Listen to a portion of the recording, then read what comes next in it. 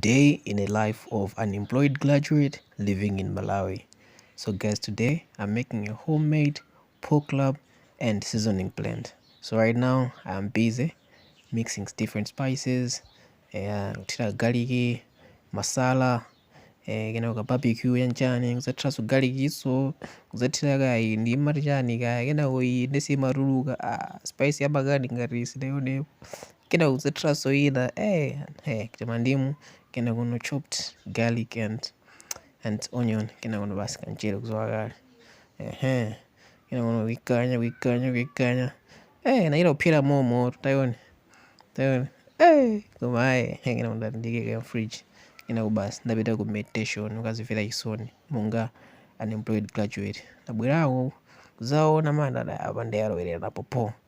kenako basi ndati apapa ndiyale ndivunge muvuni ikaphire kongo nkhumba imeneyi kenako basi ndayikatu zwakale ndakhala pang'ono ndamva fungo amwene kuona zilipo ndati nditembenuze kenako ndati au napsa mwene mandati phangati kunama iweyo tikudyabe basi nangoitembenuza ndikuisiyaso ndabweraso ndati zayode pane pakamba ari kuzodisa ari kuona phanga